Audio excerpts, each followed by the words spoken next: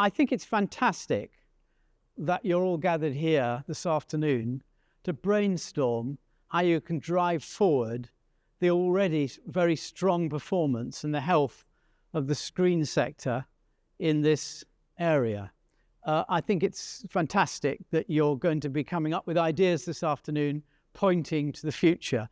And my job really was merely to, I think, open the conversation probably. It is personal for me, Sarah, as you said in your introduction, because yes, I did propose investing in creative clusters back in 2017. And when I proposed it as the core, the report in 2017, it was the core proposal. The civil servants, when they were sort of working with me and drafting it, put it sort of down there somewhere. I said, no, this is the core proposal. This is the one thing politicians have got to see, clusters. And why? Because the creative sector, all the subsectors are naturally, organically arranged into clusters around the country. There are about 55 of them. And actually, if you're talking mini clusters, there are probably about another 700. It's quite clear that we needed to do far more investment in our regional economies.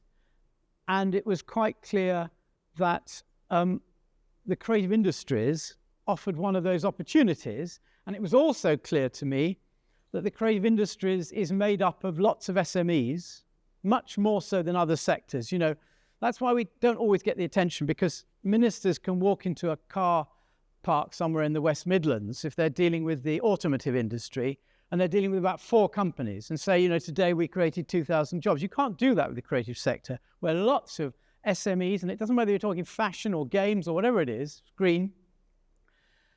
And it was clear to me that a national government can't connect meaningfully with SMEs. This was an attempt to set up a structure where you would be getting people to pitch for money competitively, winning it on merit, and then knowing where the talent is locally, that you can work together in a consortium. And then the last point was they were designed to have a university partner in each cluster, because we absolutely see, and we still see, and we'll go on seeing in this country, the extraordinary power that higher education has, not just to convene, although today is an example of convening, but to stimulate the local economy, connect applied research into local businesses. Then, having got that off the ground just about by the scruff of its neck in 2018, because we got it funded, as you say, via the Industrial Challenge Strategy Fund, which doesn't exist anymore, unfortunately. Then there was this thing, a UKRI called UK Research and Investment, which I think everybody knows, Research and Innovation rather, which everybody knows what that organisation is, I think. Strength in Places. So UKRI, which, as you may know, came from a report by Paul Nurse, who said, we've got these 7 research councils and we've got Innovate UK. If we put them together, the state is investing about 8 to 10 billion a year in our future economy. It would be better if that money had a more strategic direction rather than those research councils all working completely autonomously. The research councils themselves did not like this proposal, as you might imagine, but anyway, they were grafted together. And I had the good fortune to sit on the UKRI board for its first 3 or 4 years, at a time when the creative industries were still not very seriously considered as an industrial sector. And I won't give a speech this afternoon about the 25 years since we defined a creative sector, where we've gradually, basically with our fingernails going up a cliff face, we've made improvements every year. But when I sit in a room like this and know the sort of things you're going to be discussing later, I know we're really making progress. So because I was on the UKRI board, I sat on the Strength in Places panel, and my ambition was that the Strength in Places, which was getting proposals from every conceivable sector. I mean, I remember one about using the water in coal mines in Scotland to store energy. So that gives you an idea of sort of how broad the proposals were. I very much hoped that the creative sector would get a couple of bids, but it had to be done on merit. And there were a couple of bids that were a bit below par, but the bid from Cardiff, from Media Cymru, really a very, very good bid. And before we even considered it on the Strengthened Places panel, it's given out to lots of academics who score it. They can be quite antsy, but they scored it very highly even before I got to consider it. So it was a very strong bid. So I was delighted about that. And I know that, I think I'm right in saying 15% of the businesses in Cardiff are in the creative sector. Is that about right? 1-5? And I think Sgrin is the third largest employer here now. In no small part thanks to the investment, the sustained investment by the BBC, which goes back, well, I can't remember when they started doing drama here, but it must be more than 20 years ago now. And we all enjoyed seeing Doctor Who on Christmas Day, and we know where that was shot, so that's a great thing. I know that in your current and future plans, you have a strong accent on inclusion and sustainability, and you may be considering those two things later. And I applaud that. I think it's great. And those two things are in the sector vision we published in June, which I'll say a bit more about in a minute. But I'm going to concentrate more now on what I might call economic growth. I'll be really interested when you've finished your debates and your thinking and what comes out of your day-to-day as to how you can grow this. The sector vision, which I think most of you maybe, I hope you're familiar with it, which we finally got published in June. It should have been published a year earlier. But well, I was going to say we didn't really have a government last year. That's not true. We had about 8 governments last year. But the sector vision sets as a target for the creative industries. And of course, Sgrin, as you said, it's not the only part of the creative industries, but Sgrin is about 21% of the creative industries. So it's a very, very important part of the creative sector. After software development, it's the biggest block of in the terms of subsectors. But overall, the sector vision sets a target of creating 1 million jobs by 2030 and adding 50 billion of GVA to the sector and adding 50 billion of exports of products and services. Very, very big challenges, but they're based on the fact that that's, with the exception of COVID, where the industrial sector paused for breath, with the exception of COVID, that is based on the track record of growth we've had over the last 10, 15 years, where we've grown, depending on the year, sometimes 3 times faster than the economy, sometimes jobs at 5 times faster than the economy. And it's interesting, having said that, and you may have heard this statistic or you may not to go into numbers too much, but in 2019, from memory, I think the GVA, the contribution to the British economy of the creative industries was 115 billion. It was 6% of the British economy, 115 billion. Went down a bit in 2020. And in 2021, it was 108 billion. Okay, 108 billion. There's slightly off the peak of 2019. 2022, hot off the press, number we got in the last few weeks, 126 billion. So growth year on year between 21 and 22 of 14 billion. That shows you the growth potential of the sector and shows that it is back on its growth path.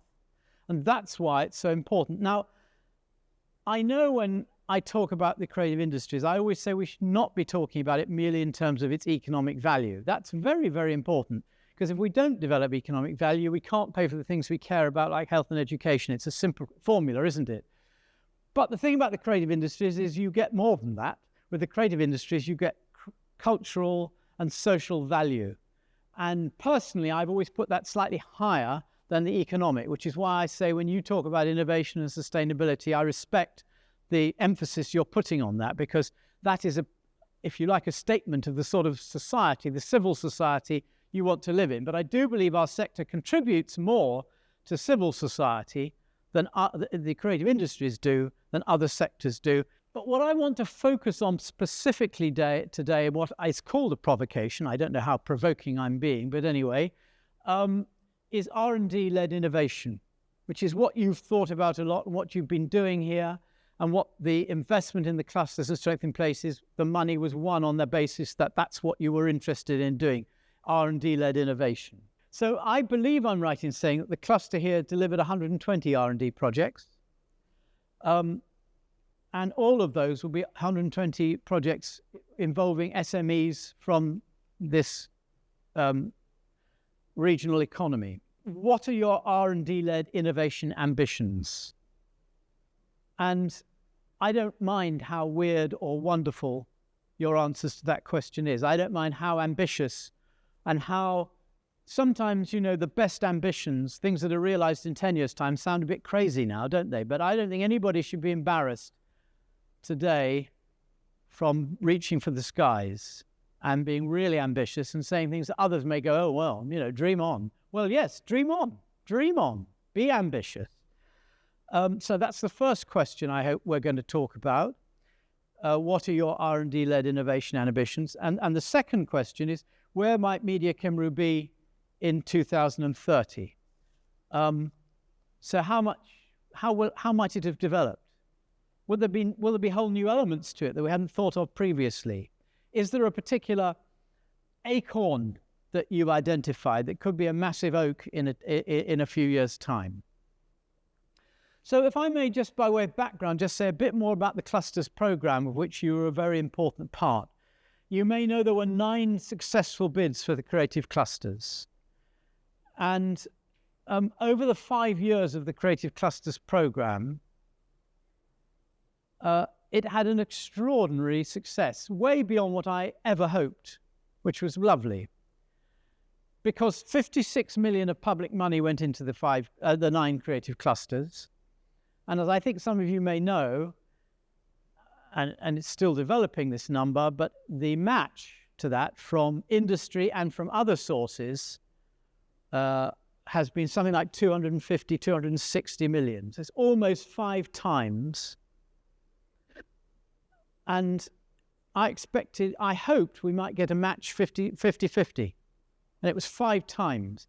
And doesn't that demonstrate the potential of our sector? That's such an extraordinary, and you may have a specific number, and I don't know whether you do for the match here. And would it have been comparable? Yeah. Well, yeah. Yeah.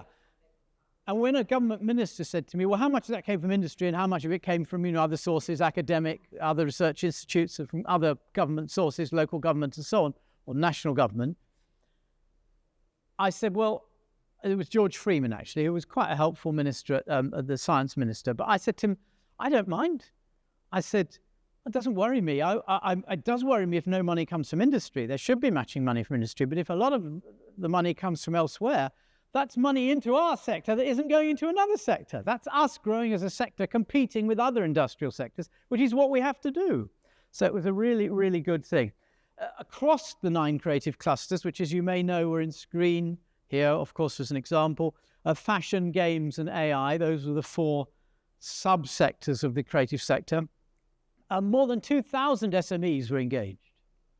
And there are lots of other statistics which are very impressive about the number of new products and services that were developed, the number of jobs that were developed, the number of training schemes, and so on. And Clusters 2, I hope, will be looking at other subsectors of the creative sector like music, publishing, design, and advertising, all of which should be growing in terms of their R&D innovation in this digital century that we live in. R&D-led innovation, why am I focusing on that today? I've made quite a lot of speeches, I've written articles for newspapers, I've talked to civil servants, I've talked to ministers, saying we are an R&D-led innovation sector. We are as much an R&D-led innovation sector as life sciences, automotive, or aerospace are R&D-led innovation sectors, but we're not recognised as it necessarily. And the reason I picked those 3 other sectors, life sciences, automotive, and aerospace, is the nice punchline is that and you know it, we're worth more than those 3 put together. And that's worth remembering. That's the size we are, 126 billion. We're worth more than those 3 put together. And so we've got to get people to recognise our potential in terms of R&D innovation, the work that you're all doing and have been doing. So then I had another sort of scam or scheme or whatever there's something called the Prime Minister's Science and Technology Committee. I must confess I'd never heard of it until about a year ago, but I thought we could weaponize this, could we not? So they agreed that they would do a little research project, which they did over the last 6 months, into the creative industries as an R&D-led innovation sector. And it's now published. So if you look up Prime Minister's Science and Technology Committee report into the creative industries, you'll find the report, because they've published it. Julia Black, who's head of the British Academy, and it comes from LSE, former colleague of mine, the UKRI board, led it. But I took them around all sorts of places. I don't know whether they visited here, but they may have done, but they visited some of the creative clusters. And I took them to places like the Royal College of Art, where I'm chair of council, where we have a joint programme with Imperial, where we do fantastic createch schemes, and we've got 81 spin-out companies now from there. And all of the things that are going on that we don't talk about enough and aren't understood enough, and we need to get people to understand more. And they had 6 recommendations, and I'm just going to talk to you about 3 of them. One of the recommendations, that investment in the sector should reflect the size of the sector and the potential of the sector, which is what you're here, in a way, to discuss today. And another recommendation was that they should inquire into the availability of scale-up finance, which we all know is an issue. And thirdly, that we should get much better data on what slice of the cake we've got. So I am having my own little campaign at the moment. I'm saying we're 6% of the economy, but I think we're getting 1% of public research resource. Okay? Now, that doesn't automatically mean you should get 6% of public research and 6% of UKRI money and 6% of other research monies if you're 6% of the economy, because you've got to have the projects to invest in. But when I look around this room, I know that we have got the projects to invest in. So we can demonstrate that, and that was part of what the inquiry of the committee was, to demonstrate that we've got so much going on in our different subsectors. And, you know, they looked at everything from 3D printing in fashion to, and music apps to ad tech to publishing, ed tech, and so on. All these different things that are happening in our different subsectors.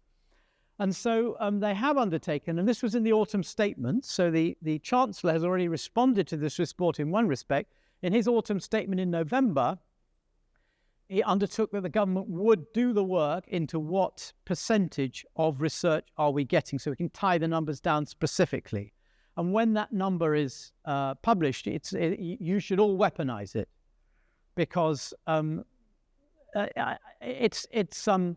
2 reasons, it's not surprising we're constantly fighting this battle, as it were, to claw ourselves up the cliff face to be recognised like other sectors. One, because the sector was only identified 25 years ago, and we were the first, as you know, the first country in the world to do so.